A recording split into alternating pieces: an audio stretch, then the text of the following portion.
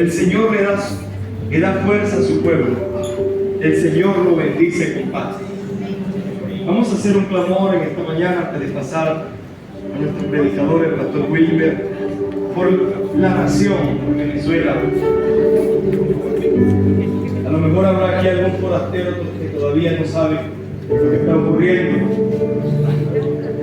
Pero vamos a orar para que el Señor restaure los principios y valores democráticos, sociales y económicos de la nación. Vamos a orar para que el Señor destruya todo plan de las tinieblas y toda palabra profética que el Señor haya dado para Venezuela se cumpla en el nombre del Señor. Amén. El Señor le da la fuerza a su pueblo. El Señor lo bendice con paz. Con paz, amén. Amén. Mire, yo recuerdo tener unos 10 años, más o menos 9 años. Tengo una tía, Ricardina. Yo he contado algunas historias de mi tía, pero mi tía todavía vive y todavía le sirve al Señor. Y mi tía es una fiel creyente, una intercesora. Y yo le podría relatar el testimonio de un gordito llamado Junior, un pandillero.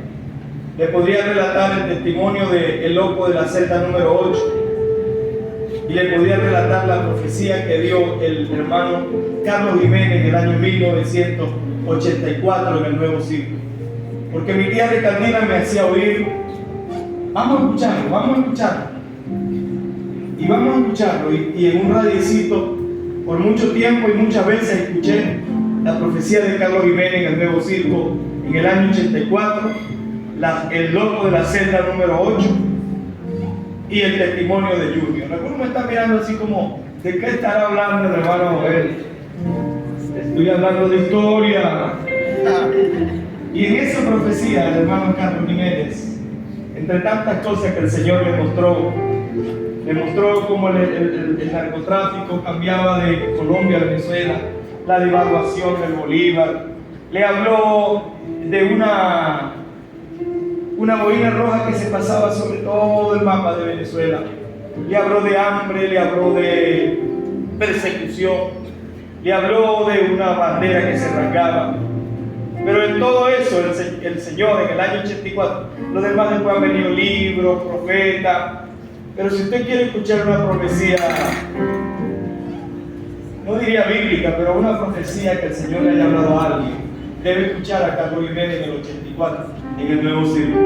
En ese momento él dice, en uno de sus momentos dice, hablé con los pastores y me dijeron, no es bueno, no es prudente, porque Venezuela gozaba de una bonanza petrolera, pero todos hemos visto lo que ha pasado. Pero lo que quiero resumirle o decirle para que oremos, es que muchas veces él repite en ese mensaje, nacerá una nueva Venezuela. Nacerá una nueva Venezuela. El primero que dijo que Venezuela estaba en dolores de parto fue Carlos Jiménez en el año 84. Nacerá una nueva Venezuela.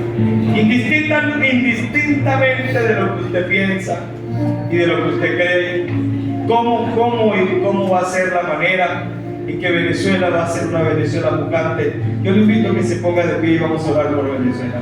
No sé quién se dice, podemos cantar Sana nuestra tierra, ¿será? ¿Sí te lo saben? Antes uno lo cantaba mucho, ¿se acuerdan? ¿Ah? Esa también es historia.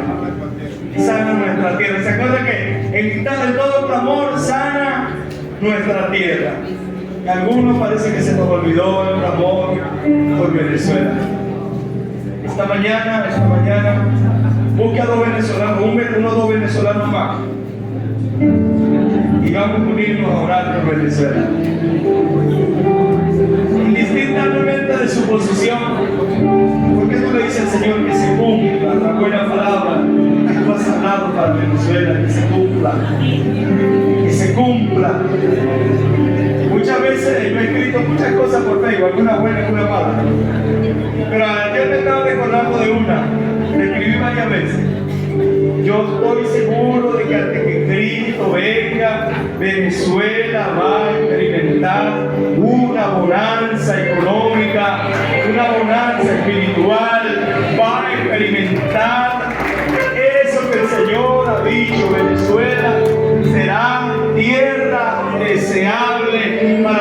naciones. Antes de que Cristo venga, Dios me va a permitir.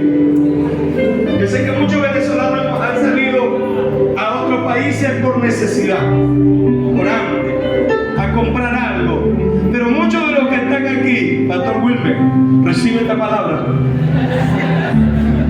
Van a salir a dar testimonio de lo que Dios ha hecho en Venezuela. No vamos a salir por hambre, no vamos a salir por necesidad. Vamos a tener para costear nuestros gastos e ir a las naciones a decirle: mira, esto fue lo que Dios hizo con nosotros. Estuvimos en la ruina, estuvimos en la ceniza, pero Jehová, qué bueno, nos levantó del polvo, porque Él hace levantar del polvo al menesteroso, al pobre, y los hace sentar sobre el príncipe. Gloria a Dios. Mientras cantamos un poquito, porque ya la hora está llegando. A ti, guíame, santifícame.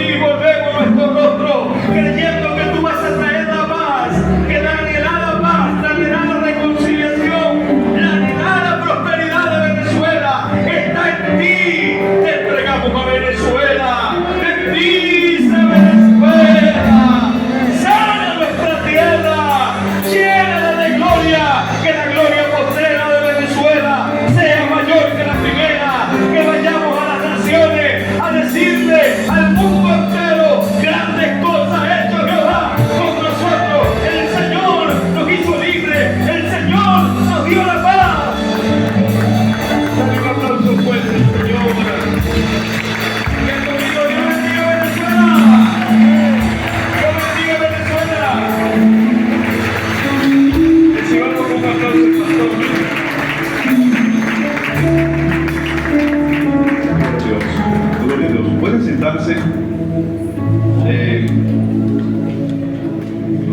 Saben que hay muchos dichos, y hay un dicho, lo oigo mucho en el campo, dice que cada quien tiene su forma de matar piojos. No sé si lo han oído, pero el pastor Domingo confesó ayer, en un momento de catarsis, que él antes de predicar, como está tan nervioso, camina. Yo lo encontré caminando por allá en un rincón. Pero la forma en que yo tengo de calmar los nervios antes de predicar es que Magali cante. Así que ahí está mi comodín. Aleluya. Gloria a Jesús. ¿Cuántos dan gloria a Dios? Gloria a Dios, aleluya. Vamos a seguir adorando a nuestro Dios y vamos a decirle: oh, yo siempre amaré esa cruz. Si usted siente en su corazón estar de pies, lo puede hacer, pero si quiere estar sentado, lo hace. Amén. En el monte Calvario estaba una cruz, emblema de dolor. Mas tu amor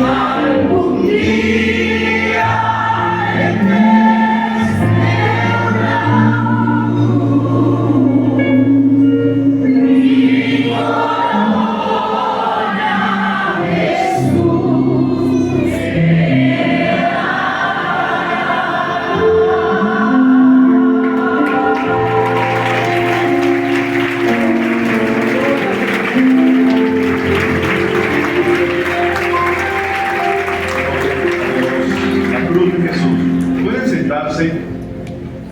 Ayer en la predicación de Joel y más tarde en los estados, él habló acerca de su amor por la fiesta de las primicias y la predicación, de cómo le gusta predicar en las primicias. Y yo me fui meditando en eso, pensando que las primicias y Pentecostés comenzaron en el distrito por una iniciativa mía. Pentecostés, yo hablé con el pastor Juan, él era el superintendente, y decidimos comenzar en Pentecostés.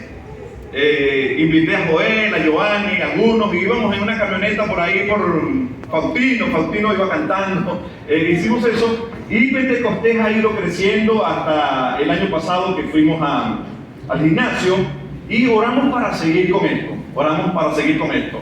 Esta idea de las primicias, es una idea bíblica, pero no la celebrábamos.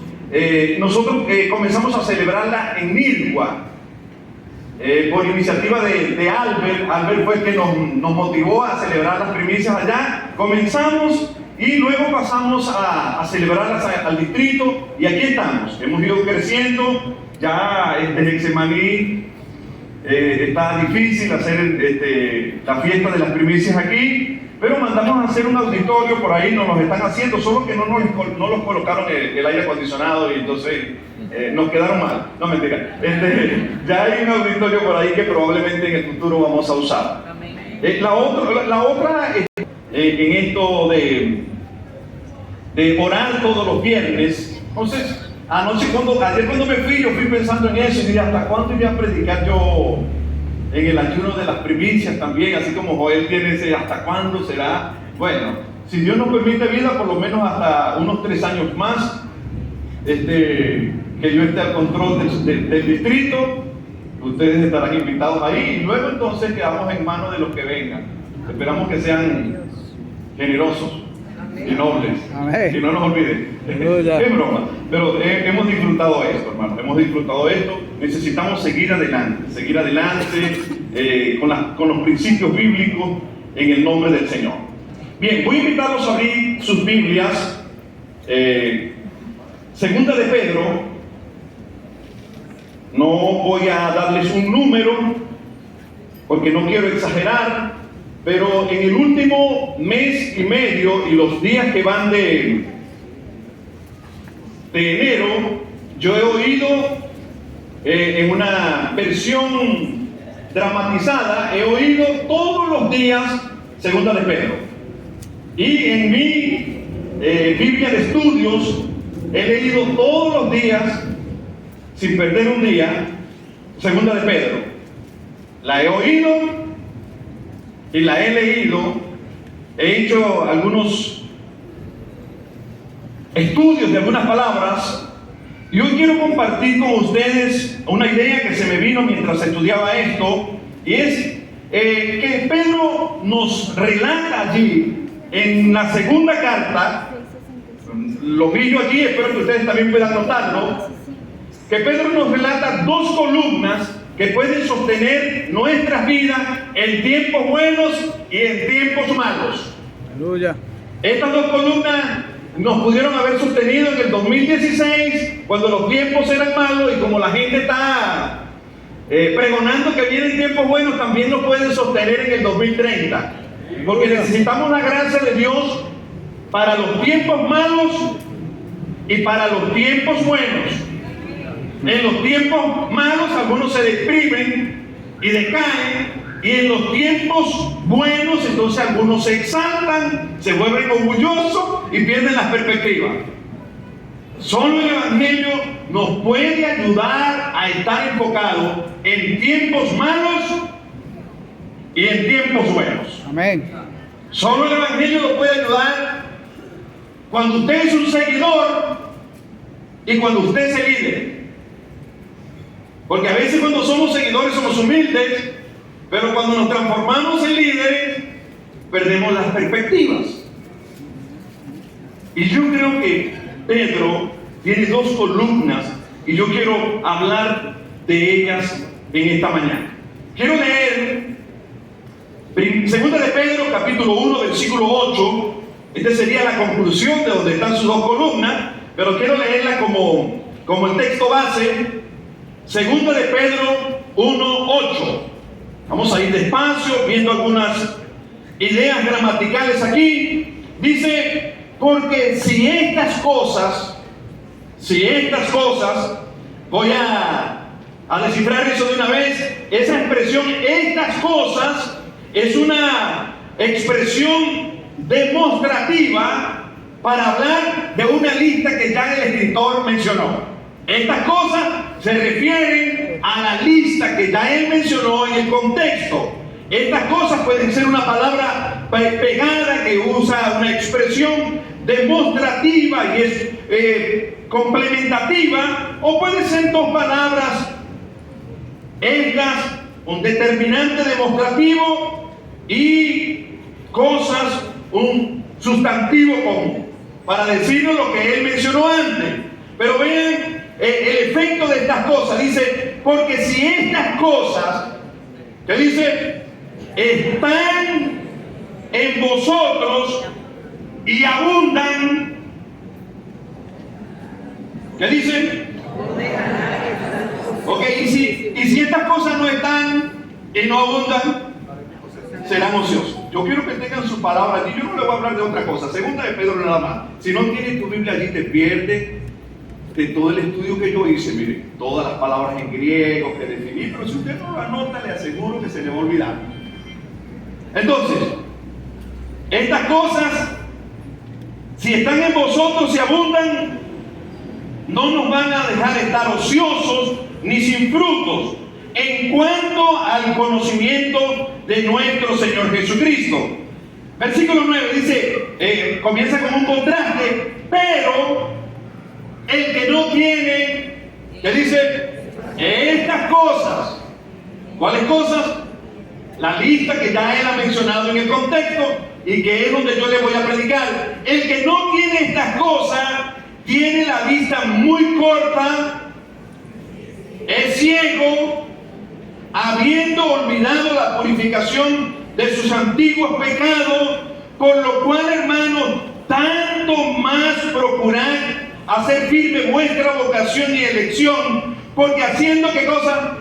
Estas cosas no caeréis jamás. Entonces, si abundan, tienen fruto. Si escasean, son ciegos. Y si las tienen, no caerán jamás. ¿No creen que eso es suficiente para ver y cuáles son esas cosas? Dice el versículo 11, porque de esta manera os será otorgada amplia y generosa entrada en el reino eterno de nuestro Señor y Salvador Jesucristo.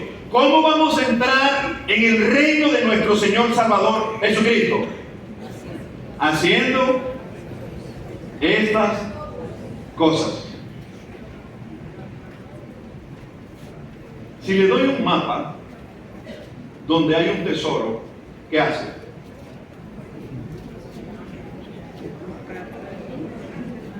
¿Qué hace? Algunos lo guardan, pero otros rápido lo van a buscar. Ahora, si aquí Pedro está diciendo, si haces estas cosas y abundas en ellas, no estarás ocioso ni sin fruto, pero si no las haces, eres ciego, tienes las vistas cortas. Si las haces con diligencia, entonces vas a tener una entrada en el reino. Entonces necesitamos buscarla, no solamente buscarla, escribirlas, aprenderlas, disciplinarnos para ello. Yo creo que en el contexto de este pasaje hay dos columnas que pueden sostener nuestras vidas en tiempos buenos y en tiempos malos. Dos columnas, vean. Si no levantamos estas columnas, no nos van a sostener ni en tiempos buenos ni en tiempos malos, y vamos a estar sin frutos. En la historia hay muchas columnas muchas columnas. Bueno, aquí en este púlpito hay 2 columnas. Una a mi izquierda y otra a mi derecha. ¿Qué hacen estas 2 columnas? Sostienen este púlpito. Yo puedo poner mi Biblia sobre ella. Las columnas lo sostienen. Las columnas pueden sostener un arco, y hay muchas columnas famosas en la Biblia y en la historia. En el templo de Salomón había 2 columnas en el pórtico que sostenían todo, tenían sus nombres y eran una maravilla, pero las columnas más famosas de la historia son las columnas de Hércules. Es parte mitológica, pero es bien interesante. Dicen que en el estrecho de Gibraltar hay unas columnas, y en esa columna hay un letrero que dice Finisterra, o sea, hasta aquí llega la tierra. Eso fue algo que pusieron hace mucho tiempo atrás, y dicen que fue Hércules que la puso allí para decir: hasta aquí llega la tierra, de aquí para allá no hay más nada. Y esa inscripción era sostenida por 2 columnas. 2 columnas, es una cuestión mitológica, pero solamente quiero hacer énfasis de que 2 columnas pueden sostener un arco, pueden sostener un púlpito, y 2 columnas que están aquí en la Biblia pueden sostener tu vida en tiempos buenos y en tiempos malos. Quiero conversar con ustedes acerca de esto, pero antes vamos a tener el contexto de 2 de Pedro. Vean, Pedro ya ha llegado a su edad adulta, y según lo que él dice aquí en su carta, ya el Señor le dijo que va a partir. Ya se te llegó la hora de partir. Léelo conmigo en el capítulo 1, versículos 12 y 13, o 13 y 14. Dice: pues tengo por justo, en tanto que estoy en este cuerpo, el despertaros con amonestación. ¿Qué dice el 14?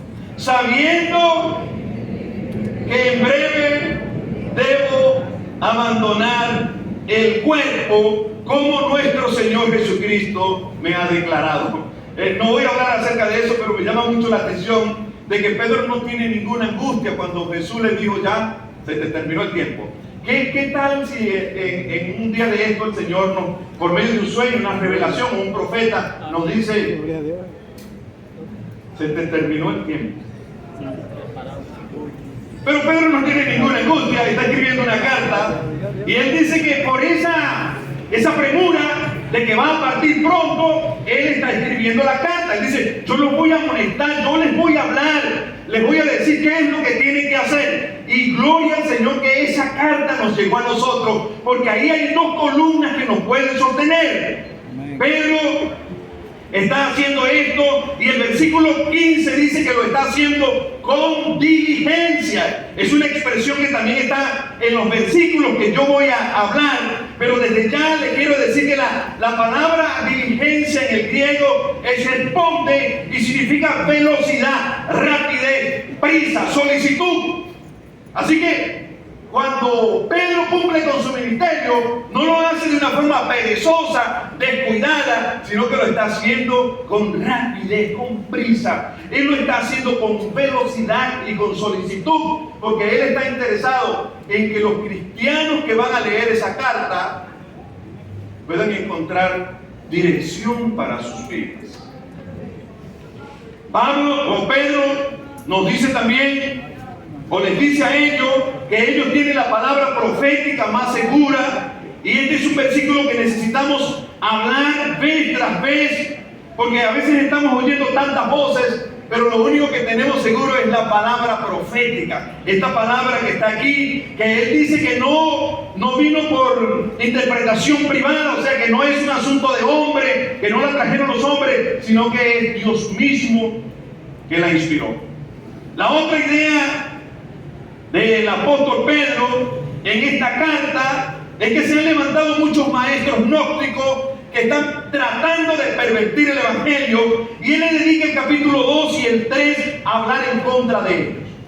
Entonces lo único que nos puede ayudar a permanecer fieles en esta tierra ante las amenazas de la falsa doctrina, de los falsos apóstoles, de las ideas de los hombres, es que nosotros tengamos estas 2 columnas.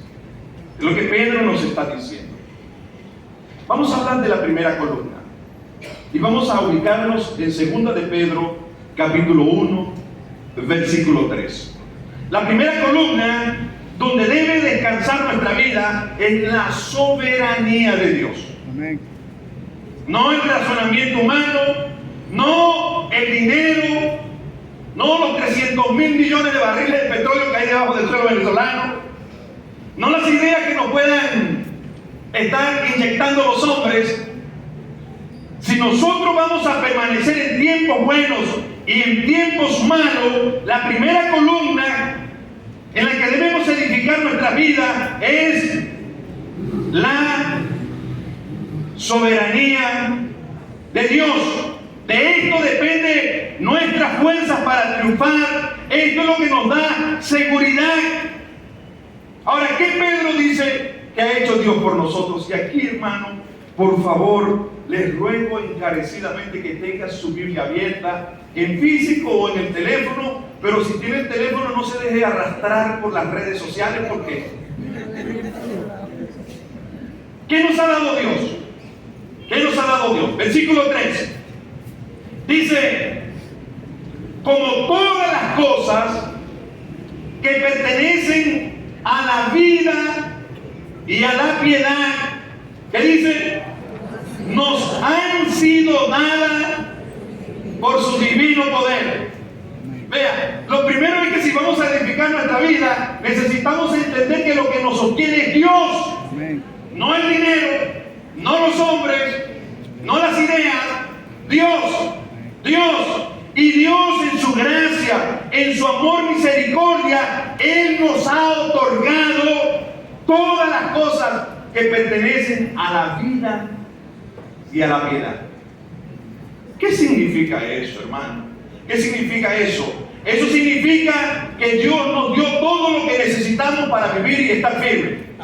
Que Él nos otorgó todo lo que necesitamos para vivir y para ser piadosos. Que Él en su inmensa misericordia nos ha otorgado su gracia y su bendición, y que por Él podemos estar firmes. Vean cómo lo dice Pedro, dice: como todas las cosas que pertenecen a la vida y a la piedad nos han sido dadas por su divino poder. Así que ya Dios en su gracia, en su voluntad, en su poder, nos dio todo lo que necesitamos para triunfar en esta vida. No necesitamos más nada.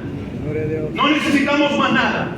Ni oro, ni petróleo, ni tierra rara. Si vamos a triunfar como cristianos, ya Dios en su gracia nos dio todo lo que necesitamos. Bien como lo pone el apóstol Pedro, quiero repetirlo. Dice: como todas, no algunas, todas las cosas que pertenecen a la vida y a la piedad nos han sido dados por su divino poder. Tenemos todo para vivir integralmente. Cristo compró en la cruz y en la resurrección todo lo necesario para equipar nuestras vidas y así poder ser vencedores en esta tierra.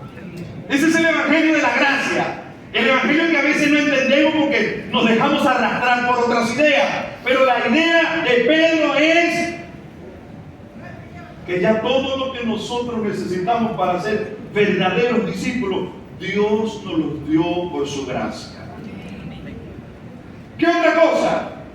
Vean lo que dice el versículo 4. Dice: por medio de las cuales nos ha dado preciosas y grandísimas promesas. Nos dio todo lo que se necesita para ser triunfantes y nos dio todas las grandísimas promesas. No hay una lista exhaustiva, taxativa aquí en este pasaje acerca de las promesas que Dios nos dio, pero tampoco las necesitamos, porque cuando usted lee el Nuevo Testamento y el Antiguo Testamento va a encontrar promesas por todos lados. Todas las promesas que Dios nos ha dado. Vean, el versículo 4 dice: por medio de la cual nos ha dado preciosas y grandísimas promesas. ¿Cuáles son? Aunque no hay una lista, podemos pensar en la teología del Nuevo Testamento y hacer una pequeña lista nosotros. Primero, el nuevo nacimiento, Segundo, la salvación en Cristo. Tercero, entrada, acceso al trono. Quinto, la llenura del Espíritu Santo, una herencia con los santificados, el cielo, la guía, la protección, el amor. Todas esas promesas son para nosotros. Si Cristo nos dio todas las cosas que pertenecen a la vida y a la piedad, y además de eso nos dio promesa, no hay excusa para no seguir fieles al Señor en los tiempos buenos y en los tiempos malos. Vean, eso que nos dio y esas promesas son para qué. Versículo 4. Así, gramaticalmente lo vamos a ir descifrando. Dice, por medio de las cuales nos ha dado preciosas y grandísimas promesas. Y luego dice, ¿para qué? Ese para qué es una frase conclusiva que nos va a decir cuál es la razón de lo que hizo eso, o por lo que hizo eso. Dice, para que por ella, que dice, llegases a ser participantes de la naturaleza divina. Vea, hermano, no sé si usted va a poder captar todo en este día, o vamos a tener que seguir orando, pero esas promesas y lo que Dios nos regaló es para que usted sea participante de la naturaleza divina. ¿Cómo así? Usted nunca va a llegar a ser Dios, ni que lo quiera, ni que lo llore. Pero el Espíritu Santo dentro de nosotros ya nos hace participantes de esa naturaleza. Amén. Aleluya. Esas promesas y todo lo que hizo, lo hizo para que tú seas participante de la naturaleza divina. Entonces, yo entiendo que a veces la autoestima está por el suelo y a veces no captamos la cosa, pero es una idea tremenda de Pedro el saber que yo soy parte de esa naturaleza divina, que el cielo mora en mí, que todo lo que hay allá arriba está también en mi corazón, y que por la gracia, por las promesas, por la bendición y todo lo que hizo Cristo, usted y yo somos parte de esa naturaleza divina. Bueno, espero que lo capte. Eso es una cosa que vamos a ir viendo, porque de repente, ¿cómo es posible que yo sea, que la naturaleza divina y yo seamos una sola parte? Hay otra cosa aquí, hermano, en este versículo que necesitamos ver. Dice, para que por ella llegases a ser parte de la naturaleza divina, habiendo huido de la corrupción que hay en el mundo a causa de la concupiscencia. Vean todo lo que Dios compró para nosotros. ¿Qué es lo que está diciendo Pedro? Que usted y yo podemos ser santos porque por las promesas y por lo que Dios nos otorgó para esta vida y para esta piedad, nosotros podemos estar sin manchas y sin pecados en esta vida. Eso es todo lo que Dios ha hecho por nosotros. Nos ha santificado. Es la primera columna en la que usted tiene que descansar. Usted es salvo por gracia. Usted es un pecador salvado por gracia. Pero la gracia es tan abundante que usted puede participar de naturaleza divina. Y usted puede mantenerse santo, sin corrupción, lejos de la concupiscencia del pecado y vivir para la gloria de Dios. Esa es la primera columna. Lo que Dios ha hecho por nosotros. Lo que Él hizo por nosotros, no lo podemos hacer nosotros por nosotros mismos. Listo esa columna. Voy a pasar a la otra, que está desde el versículo 5 en adelante. Y aquí entonces voy a tratar de ser lo más claro posible. A veces nosotros le dejamos todo a Dios. Y los calvinistas hablan acerca de la soberanía de Dios, pero nosotros que somos arminianos y que tenemos otro punto de vista, no solamente pensamos en la soberanía de Dios, sino que también hay responsabilidad humana. El mensaje de Joel ayer fue claro. Dios va a traer el deseo de las naciones, Dios nos va a ayudar, va a cumplir el pacto, pero ustedes tienen que esforzarse, animarse y dejar el temor. O sea, Dios hace unas cosas Y nosotros necesitamos hacer otra. La primera columna trata de lo que Dios hizo. Viene la segunda columna, lo que nosotros necesitamos hacer. Vean, ha habido siempre en la historia esto. Y Richard Foster lo aclara bien en una metáfora de un acantilado. Un acantilado es una corriente de agua que tiene un risco de un lado y de otro. Entonces, la batalla en la iglesia, en la historia y ahora, es que algunas personas solamente van por un lado del acantilado, pensando en que si algo va a suceder, Dios lo va a hacer. Dios lo va a hacer. Como hamburguesa a las 11 de la noche, tomo refresco. Pero si Dios quiere me saca. Porque nosotros pensamos que Él lo va a hacer. Él no trabajo, malgasto el dinero, no ahorro, no invierto. Pero si Dios quiere, cuando yo esté viejo, voy a tener un colchón financiero. Esa es la idea nuestra, Por el otro lado, entonces se llaman irresponsables piadosos. O sea, yo hago todo lo que quiero y Dios siempre va a hacer una cosa buena. Por el otro lado están los humanistas prácticos, los que dicen, si algo va a suceder, yo debo hacerlo. Si no lo hago, yo no sale bien. Eso es el otro lado. Las personas que están centradas en sí mismos, que son arrogantes, que son orgullosos, que creen que ellos son la última pensicola del desierto.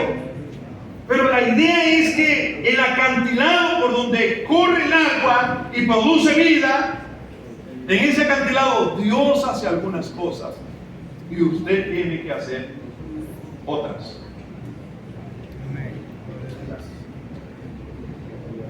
No, yo quiero ser un buen estudiante, pero ni asiste a clase ni repasa la materia. Tiene que hacer las dos cosas. Ya Dios hizo algunas cosas y aquí entonces viene la otra columna. Versículo 5, que dice, vosotros también, un pronombre personal en plural que nos dice que si Dios hizo algo, ahora nos toca a nosotros también. Dios hizo algo, ahora te toca a ti. Dios nos dio las cosas que pertenecen a la vida y a la piedad, y Él con su divino poder nos dio santas promesas y nos libra del pecado y nos imparte su naturaleza divina. Pero luego Pedro dice, ahora vosotros también. Este es un conector crucial que une lo que Dios ya hizo con lo que tiene que hacer el creyente. Dios hizo ya su parte, ahora le toca a ustedes. Es lo que Pedro está diciendo. Vosotros también. Nos advierte que la gracia de Dios no es una excusa para la pereza. Ese vosotros también nos dice, mire, Dios hizo su parte, pero si ustedes quieren tener fruto, y si quieren tener la vista bien, y si ustedes quieren participar de la naturaleza divina, ahora les toca a ustedes cumplir con su asignación. ¿A cuánto les gustaría graduarse sin estudiar? ¿A cuánto les gustaría tener los chocolates que tiene mi amigo Carlos sin hacer abdominales? ¿A cuánto les gustaría tener plata sin trabajar? ¿Verdad que no funciona eso? Pero en el Evangelio nosotros no hacemos nada y pensamos que Dios ya lo hizo todo. No, el apóstol Pablo dice, ahora vosotros también. Ahora les toca a ustedes. Y aquí, hermano, es donde nosotros necesitamos entender que no hay excusa y que nosotros no nos podemos amparar en la gracia y no hacer nada. Porque Dios hizo su parte y ahora ustedes tienen que hacer la suya. Les pregunto así para otro ejemplo. ¿A cuánto les gustaría predicar como Dante Hebert? ¿O como quién? Charlie Alcorn. Sí, me gustaría. Pero ¿y el estudio? ¿Y la práctica? ¿Y la oración? ¿Y la soledad en el escritorio mientras releemos y hacemos la exégesis? Porque nosotros solamente queremos comer sin lavar el plato.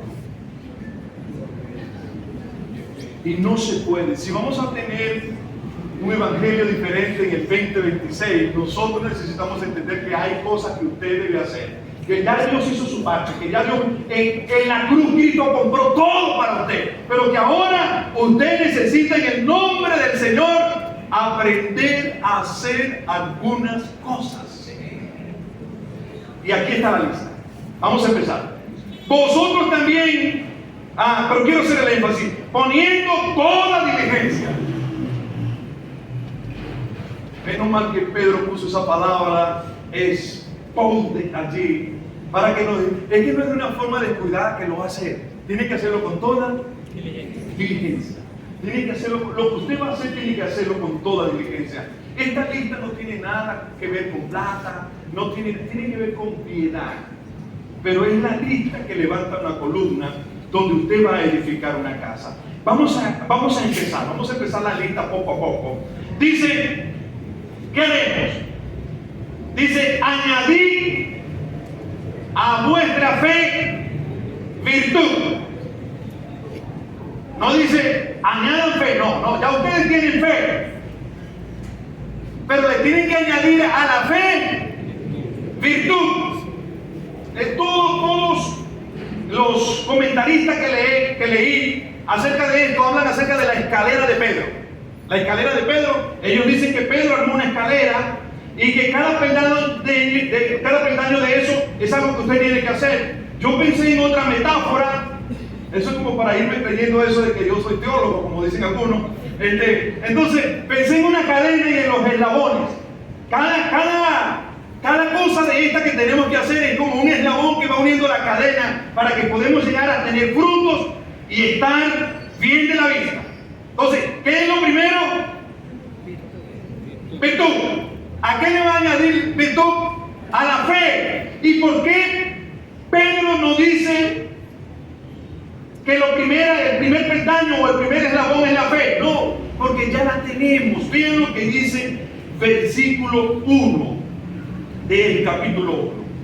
Dice, Simón Pedro, siervo y apóstol de Jesucristo, a los que habéis alcanzado por la justicia de nuestro Dios y Salvador Jesucristo. Dice, una fe igualmente. Wow. Yo entiendo que a veces si nos falta gramática no captamos. Pero lo primero que él dice es que esa fe es preciosa. Preciosa. Y luego dice que esa fe, dice el apóstol Pablo, esa fe que ustedes tienen, ¿qué dice? Es igual a la nuestra. O sea que la fe que nosotros tenemos no es diferente a la de los apóstoles, es la misma y es preciosa. No hay grados de fe, no es que ellos tenían una fe y usted tenía otra, no, es que la fe que ellos tenían es la misma fe que tenemos nosotros y es una fe preciosa, preciosa. Vean, esa palabra es isotismo en el griego y habla acerca de la misma manera, del mismo tamaño, de la misma calidad. No hay grados de fe, no es que uno tiene una fe más que otro, no. Todos tenemos la fe que hemos heredado y esa fe es igual a la de los apóstoles. Pero a esa fe usted tiene que añadirle virtud. ¿Qué es virtud? La palabra en griego es arete y habla acerca de excelencia moral, buen comportamiento, responsabilidad, honestidad, integridad. Ustedes se imaginan una persona que tiene mucha fe pero no tiene integridad. No hay un peldaño ahí. Hay personas que se ufanan de que tienen una fe firme y que ellos son evangélicos, pero cuando uno ve sus vidas, entonces allí no hay excelencia moral. La fe que es preciosa y que heredamos debe ser respaldada con buen comportamiento. Amén. Aleluya. Si tiene gran fe y llega tarde, no tiene virtud. Si tiene fe y no paga las deudas, Aleluya. si tiene fe y carga una cara de azúcar todos los días, tiene fe pero no tiene virtud. a la fe tiene que añadirle virtud, hermano, virtud. Virtud es excelencia moral, buen comportamiento, es aprender a vivir con integridad. Si usted tiene fe, pero en el barrio donde vive, la gente dice, no, ese es evangélico, mire, si no paga las deudas, echa la basura para la calle, ese, bueno, se roba la electricidad, Aleluya. quema basura. Tiene fe, se roba el wifi. Tiene fe, pero no tiene virtud. No tiene virtud. No importa si es pastor y si es evangelista. Pero si tienes fe para predicar y no tienes virtud para llevártela bien con la gente, a tu fe le falta virtud. Y Pedro está diciendo, sí, esto es lo que nos va a ayudar a vivir de una forma diferente. Ahora, ven cómo lo va encadenando como unos eslabones. A la fe le metes virtud, y a la virtud conocimiento. Esa palabra ahí es noxis, es conocimiento racional, es inteligencia. Hay otra palabra en el versículo 1 o en el versículo 3 que habla de conocimiento y no es noxis sino epignoxis. Y aquello habla de revelación, pero esto habla de entendimiento, de sabiduría, de ensanchar el intelecto. Entonces, si vas a ser un buen cristiano y vas a dar fruto, debes tener fe, debes añadirle virtud, pero a la virtud hay que añadirle conocimiento. Porque una persona que sea muy virtuosa sin conocimiento no llega muy lejos. Ese es un conocimiento racional, inteligente. Ese conocimiento habla de sabiduría. Una virtud sin conocimiento es una virtud ciega que no ayuda a la fe. Ustedes se imaginan en los años 80, y no los voy a criticar, que Dios los bendiga. ¿Qué decían en la iglesia? No estudie porque Cristo viene. Entonces a la virtud no le estábamos añadiendo conocimiento. Por eso nos atrasamos un poquito. Pero Pedro llegó para decirnos que a esa fe que usted tiene que añadirle virtud. Y a la virtud tiene que añadirle conocimiento. Porque la fe sin virtud no sirve. Y la virtud sin conocimiento es ciega. Necesitamos en el nombre del Señor abrir nuestra mente. Todo esto se trata de lo que nosotros debemos hacer. A la virtud conocimiento. Y al conocimiento, ¿qué dice? Dominio propio. Vamos a ir armando la cadena. No sé si podemos hacer al final con Kelly, que es extrovertido, una cadena aquí así, y yo lo menciono para que ejemplifiquemos esto, hermano. Vean, vamos a ir poco a poco. De todas maneras, yo digo, como yo soy el pastor, podemos durar hasta las 2 de la tarde. No, mentira. ¿Tiene fe? A la fe, ¿qué le vas a añadir? Virtud. Y a la virtud, conocimiento. Y al conocimiento, dominio propio. ¿Por qué dominio propio? Porque el conocimiento sin dominio propio nos puede dejar sin nada. Dice, ¿por qué hiciste eso? No me diga nada que yo sabía, sí, pero lo hiciste. Porque él tenía el conocimiento, pero no tenía el dominio propio. Ustedes, hay gente que va a los institutos bíblicos, saca liderazgo, ministerial, licenciatura, va a Zoom y después peca. No le faltaba conocimiento, ¿qué le faltaba? ¿Por qué engañaste a esas personas? ¿Por qué lo maltrataste? Yo sabía que no tenía que hacerlo. ¿Y por qué lo hiciste? Tenía el conocimiento, pero no tenía el dominio propio, hermano, dominio propio. Necesitamos en el nombre del Señor entender que hay que añadirle dominio propio. Al dominio propio, ¿qué le vamos a añadir? Paciencia, paciencia. Al dominio propio. Eso es porque de repente tenemos dominio propio por un ratico. Un ratico. Me salió un video triple X y lo cerré porque tengo dominio propio. Pero dentro de media hora lo ve porque tenía dominio propio, pero le faltó perseverancia.